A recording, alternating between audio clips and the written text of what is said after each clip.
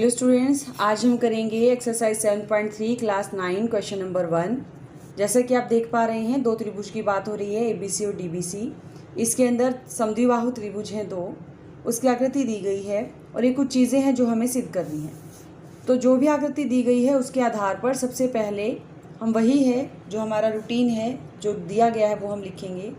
हमें दिया क्या गया है, जो त्रिभुज है ए बी सी, एक त्रिभुज ए बी सी और एक त्रिभुज है डी बी सी। इन दोनों त्रिभुज के अंदर दो समद्विबाहु त्रिभुज हैं। जो समद्विबाहु त्रिभुज हैं उनके अंदर ए बी और ए सी ये बराबर दिए गए हैं। दोनों समद्विबाहु त्रिभुज हैं तो उस त्रिभुज के हिसाब से ए बी और ए सी जो है ये बराबर दिया गया है। इसी तरह से नीचे वाली जो है ये समद्विबाहु त्रिभुज है, तो यहाँ पर भी बी डी और डी सी ये बराबर दिया गया है। ये दो चीज़ें हैं जो बराबर दी गई हैं। उसके साथ ही ये कहा है कि ये जो भुजाएं हैं ये इस तरह से डी बिंदु पर काट रही हैं, ये भी हमें बता दिया गया है। बी सी को जब ये लाइन आगे आई है तो बी सी को पी पर काट रही है, प्रतिच्छेद करती है, ये दिया गया है। अब हमें इसके अंदर सिद्ध क्या करना है, जैसा कि आपको मालूम है, दर्शाइए है के बाद जो चीज़ें हैं वो हम सिद्ध करना है में लिखते हैं। तो हमें इसमें सिद्ध करना है, हम पहला भाग लेंगे। पहले हमें त्रिभुज ए बी सी को सर्वांगसम सिद्ध करना है ए सी डी के। इसको सिद्ध करने के लिए जिन त्रिभुजों की बात हुई है वो त्रिभुज ली हमने, त्रिभुज ए बी सी और त्रिभुज ए सी डी। जो हमारे पास दो त्रिभुज हैं, हमें जो सिद्ध करना है उसके अंदर हमें ए बी डी और ए सी डी दो त्रिभुजों को आपस में सर्वांगसम सिद्ध करना है। तो सबसे पहले तो हमने वही त्रिभुज ले ली जिसको हमें सर्वांगसम सिद्ध करना था। अब इन दोनों त्रिभुजों के अंदर क्या क्या बराबर दिया गया है, ए बी और ए सी, जो पहले दो अल्फ़ाबेट हैं हमारे त्रिभुज का, जो हमें नाम दिया गया है ए बी और ए सी, ये बराबर हैं, ये चीज़ हमें दी गई है। दूसरी चीज़ जो हमारे पास बराबर है वो क्या है, वो है बी डी, लास्ट के दो अल्फ़ाबेट, और सी डी भी कह सकते हैं, डी सी भी कह सकते हैं, ये भी हमें दिया गया है। ये दो चीज़ें हमें दी गई हैं। इन दो चीज़ों के साथ आकृति में देखिए, ये आकृति है ए बी डी की और ये आकृति है ए सी डी की।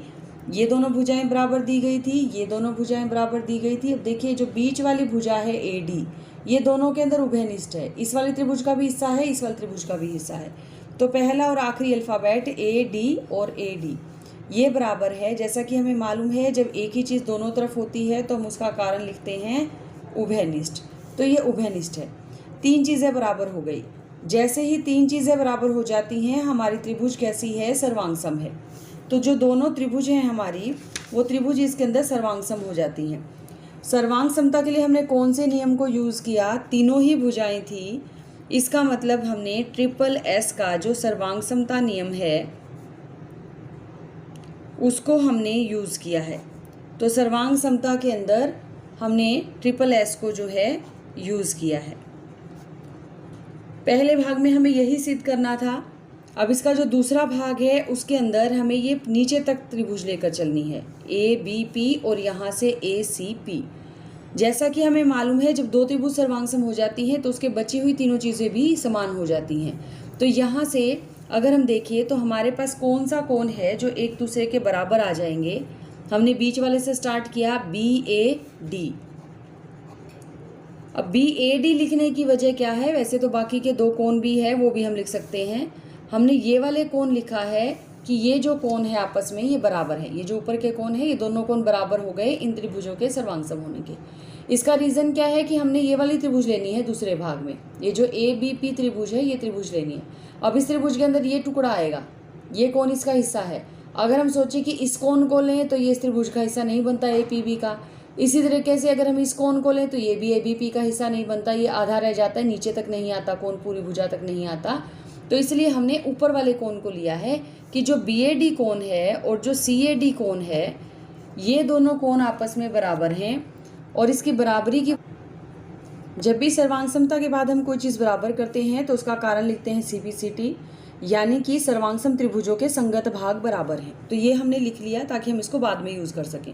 पहला भाग हमारा यहीं तक है इसको सर्वांगतम सिद्ध करने के लिए। बाकी जो चीज़ हमने लिखी है वो आगे फर्दर यूज़ के लिए लिखी है कि बाकी भाग में इसका यूज़ हो सकता है।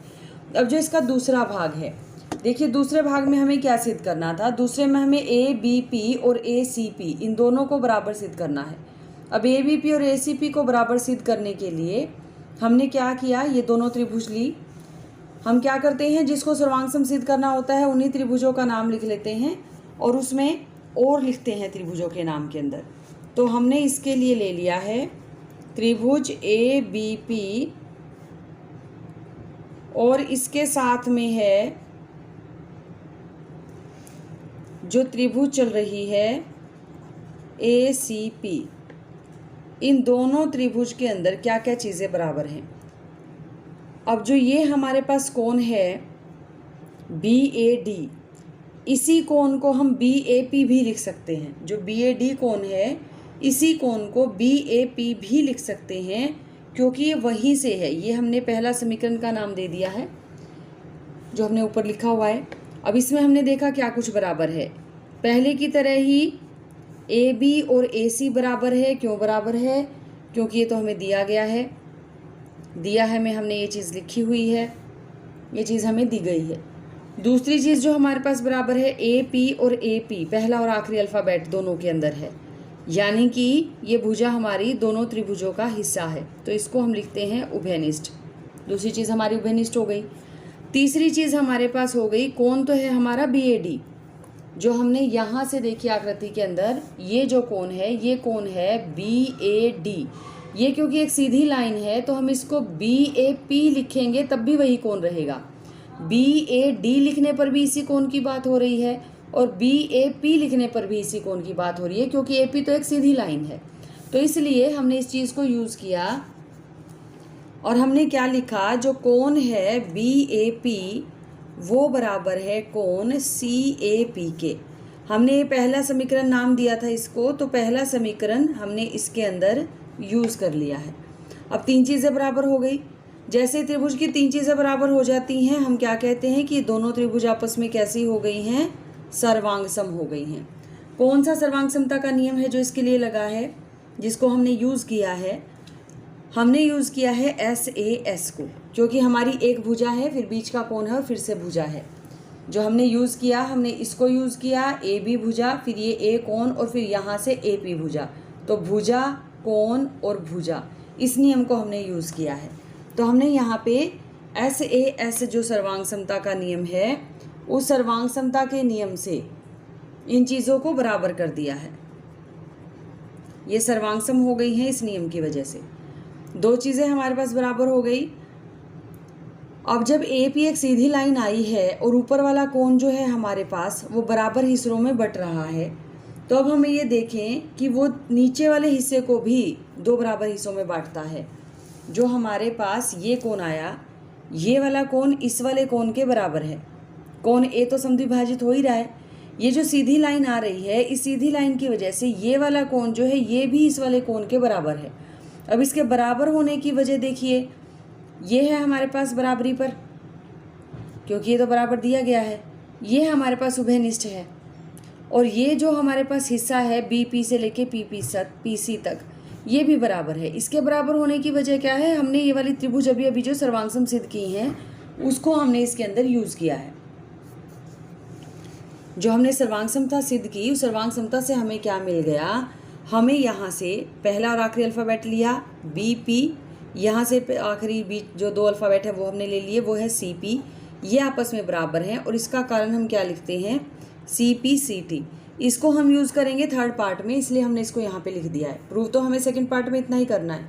ये रिजल्ट हमने लिखा है ताकि हम इसको थर्ड पार्ट में यूज़ कर सकें। जो त्रिभुज हमने ली है बी डी पी और उसके साथ ही त्रिभुज ली है सी डी पी। दूसरी त्रिभुज हमने ली है सी डी पी। इन दोनों त्रिभुजों के अंदर क्या क्या चीज़ बराबर है वो देख रहे हैं। तो हमने सबसे पहले देखा कि इन दोनों के अंदर जो बी पी है और जो सी पी है वो बराबर है। हमने ये दूसरे भाग में सिद्ध किया है। हम इसको सिद्ध किया है भी लिख सकते हैं, और समीकरण 2 का हमने नाम दिया था, तो हमने इसको चाहें तो समीकरण 2 से ये कारण भी लिख सकते हैं। दोनों ही तरीके से हम इस बात को कह सकते हैं। अब जब ये हमारे पास बराबर हो गई है, और क्या चीज़ है जो बराबर है, यहाँ से पहले दो अल्फ़ाबेट BD और यहाँ से CD ये हमें बराबर दिए गए हैं, तो हमने इसको भी लिख दिया, दो चीज़ें हो गई। तीसरी चीज़ जो है DP और DP ये दोनों ही हिस्से के अंदर है, दोनों ही त्रिभुजों का हिस्सा है, लास्ट के दो अल्फ़ाबेट हैं, तो हम इसको लिखेंगे कि ये उभयनिष्ठ है। तो उभयनिष्ठ होने की वजह से ये भी बराबर हो गया। तीन चीज़ें बराबर हो गई, इसका मतलब ये दोनों त्रिभुज आपस में कैसी हो गई हैं, सर्वांगसम हो गई हैं। तीनों ही भुजाओं के नाम हैं, तो यही कहेंगे कि सर्वांग समता नियम से हमने इसको बराबर कर दिया है। SSS हमारा सर्वांग समता नियम है जो हमने यूज़ किया है। जब ये बराबर हो गई हैं तो जो हमारा कोण बनता है BDP वो किसके बराबर है, वो CDP के बराबर है। ये हमने CPCT से किया, यानी कि संगत भाग है ये जो हमारी सर्वांगसम त्रिभुज हैं उसके। अब जब वो संगत भाग बराबर हो गए हैं, पहले कोण हम पहले ही बराबर कर चुके हैं, तो इसका मतलब जो AP है वो कोण A को और कोण D को दोनों को ही समद्विभाजित करता है। हमें यही सिद्ध करना था कि ये समद्विभाजित कर रहा है, तो ये समद्विभाजन हमने प्रूव कर दिया।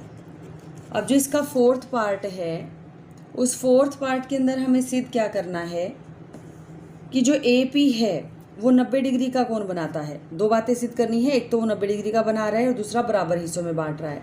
जहाँ तक बराबर हिस्सों में बांटने की बात है वो तो हम पहले ही सिद्ध कर चुके हैं कि जो B से P है और जो P से C है वो आपस में बराबर है।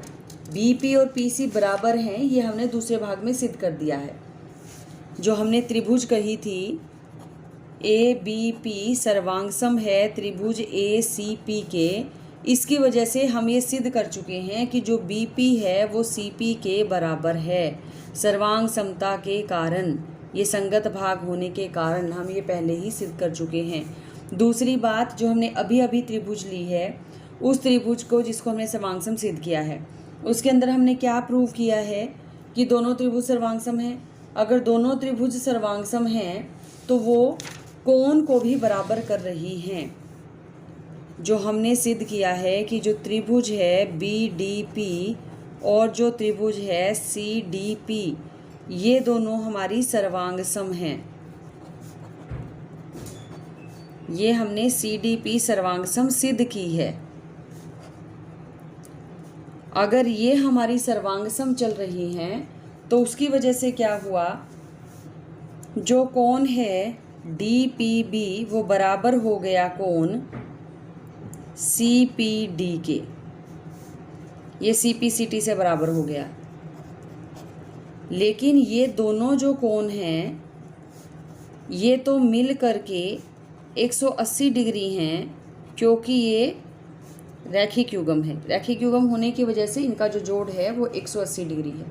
अगर दोनों मिलकर 180 हैं और दोनों आपस में बराबर हैं तो इसका मतलब क्या हो गया कि ये दोनों ही 90-90 डिग्री के हैं। इस तरह से हमारी दोनों बातें सिद्ध हो गई, ये भी कि ये 90 डिग्री का कोण बना रहा है और ये भी कि ये बराबर है, तो इसका मतलब ये उसका लंब समद्विभाजक है। इसका मतलब क्या हुआ कि AP जो है वो लंब समद्विभाजक है। यही बात हमें इसके अंदर सिद्ध करनी थी। तो इस तरीके से हमने इसके चारों भाग सिद्ध कर दिए।